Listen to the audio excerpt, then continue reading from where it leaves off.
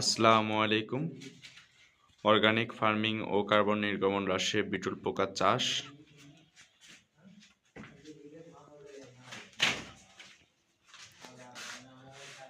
আজ 13ই জানুয়ারি 2026 তারিখ। এখন সময়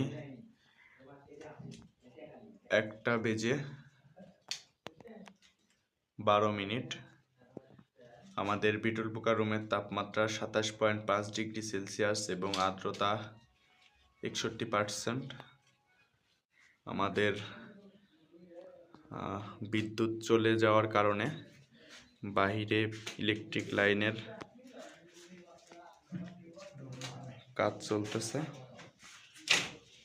তো আমাদের রুমটা সিল করে রাখতে হবে, যেন কোনো পাশ দিয়ে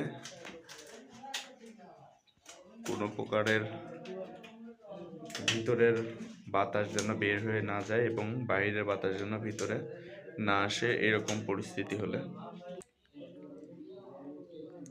আমরা গত ক্লাসে 37 নম্বর পেজে আমাদের বিটল পোকা চাষের গুরুত্ব এই বইয়ের 37 নম্বর পেজের আলোচনা করেছিলাম। আজকে আমাদের আলোচনার বিষয় 37 নম্বর পেজেরই ইউনিভার্সিটি অফ কুইন্সল্যান্ডের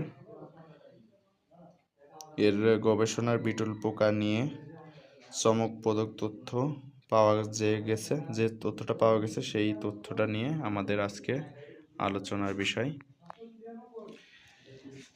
ইউনিভার্সিটি অফ কুইন্সল্যান্ডের একদল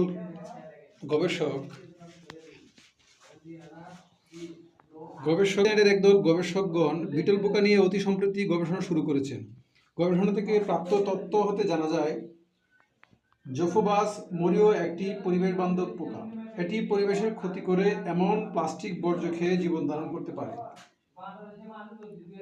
সুপার মিলওয়ার্ম পরিবেশের ভারসাম্য রক্ষা করতে পারে। এটি পরিবেশের ক্ষতি করে এমন প্লাস্টিক বর্জ্য খেয়ে জীবন ধারণ করতে পারে। সুপার মিলওয়ার্ম পরিবেশের ভারসাম্য রক্ষা করতে পারে। বাংলাদেশ ঘনবসতিপূর্ণ একটি দেশ।